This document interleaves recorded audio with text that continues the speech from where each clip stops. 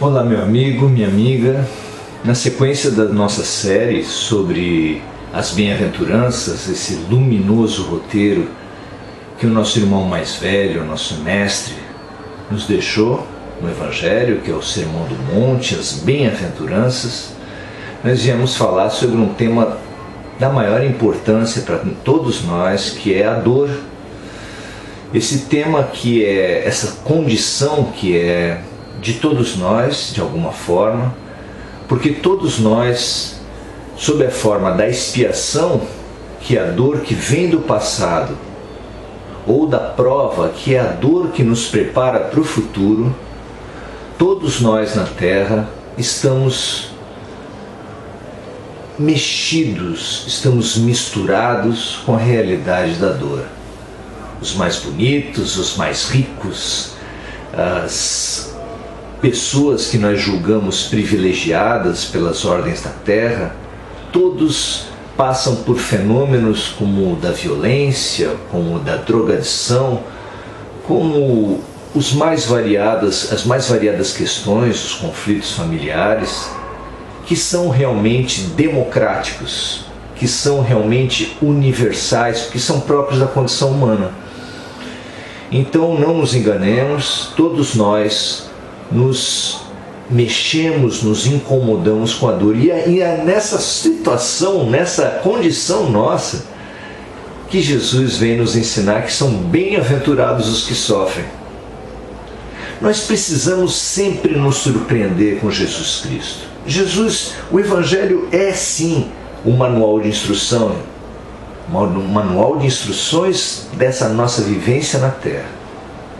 Se a gente não conseguir vê-lo como ele é, como uma boa nova, se nós o virmos como meras palavras repetitivas que nós temos trazido, incorporado, memorizado nesses últimos 2000 anos, é como jogar uma chave, é como pegar a chave da nossa casa e usar mal, usar para outras finalidades, a tal ponto que quando você chega em casa e tenta abrir a chave da sua casa, você não consegue.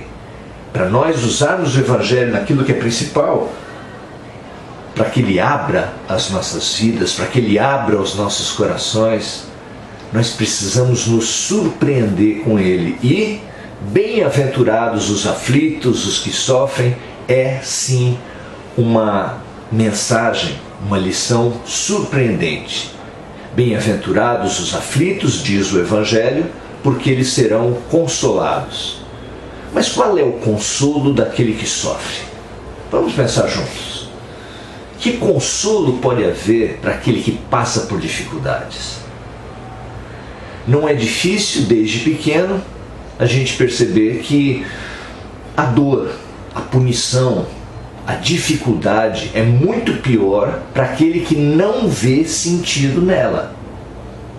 Por isso é que os pais são instruídos, os professores, a deixar sempre muito claro para as crianças a razão das suas dificuldades, a finalidade, o sentido que há maior em todas as lições. Eu particularmente acho que em toda a educação deveriam ser dadas às crianças, conforme o seu grau de maturidade, um entendimento sobre o funcionamento do cérebro.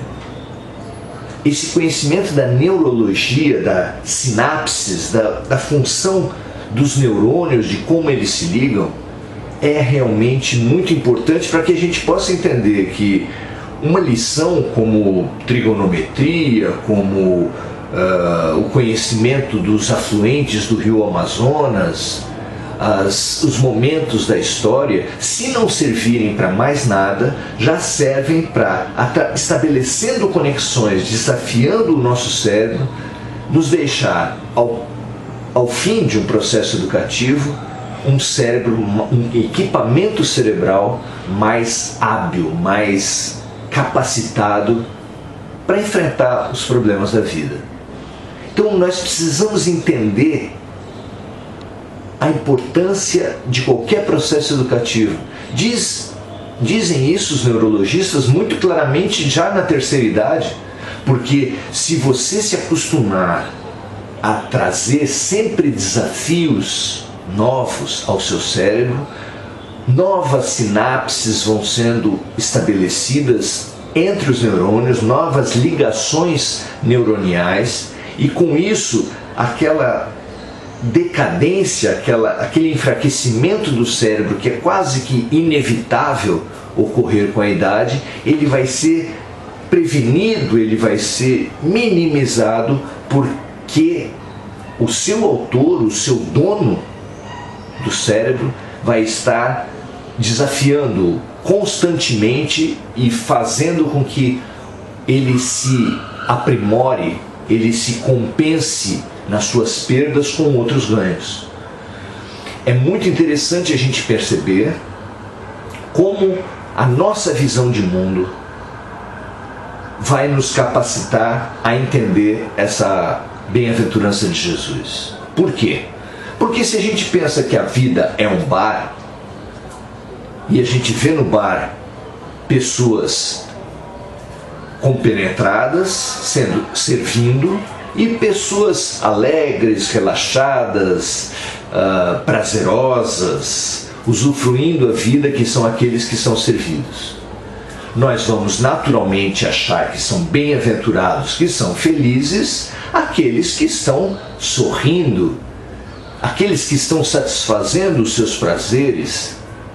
Se nós virmos que a vida é uma penitenciária, nós também veremos ali que aqueles que servem, aqueles que trabalham ali, serão mais tranquilos, mais felizes, porque vão para suas casas ao final dos seus expedientes, enquanto que os presos estão constantemente cerceados em sua liberdade. Muita gente vê a vida, ora como um bar, ora como uma penitenciária. Mas o que aconteceria se a gente visse a vida como uma escola?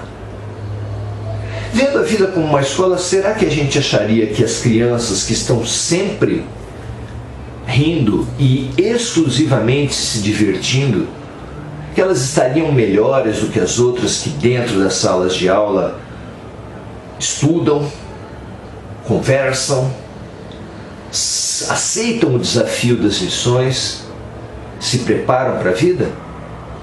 Evidentemente não. Qualquer pessoa com mínima consciência de futuro viria naquelas duas turmas de crianças, aquelas que só se divertem e que fogem das aulas, e aquelas que aceitam o desafio das aulas, ainda que rotineiramente também saiam e se divirtam, veria naqueles compenetrados, naqueles concentrados nos estudos, naqueles que aceitam o desafio da escola, os bem-aventurados. Porque quando nós aceitamos a nossa dificuldade, a nossa incompletude, a nossa ignorância, não há felicidade maior do que aprender. E como pode uma pessoa aprender sem passar por uma crise? Como pode ela sair de um padrão insuficiente para outro mais aprofundado de conhecimento, de vivência, de sensibilidade para a vida, sem passar por uma crise? A crise representa crescimento, crescimento representa felicidade e, portanto, são felizes, são bem-aventurados aqueles que sofrem. O que você acha? Não é uma nova visão? Não vale a pena a gente pensar sobre esse ponto de vista? Ao invés de brigar com a vida e pedir o afastamento das dores, que a gente aceite as dores como recados de Deus para as nossas vidas e nos aceitemos como bem-aventurados quando Deus nos achou aptos a novas provas, porque a prova sempre abre novas possibilidades para todos os alunos. Bem-aventurado então para você, aquele que sofre. Valeu, até a próxima.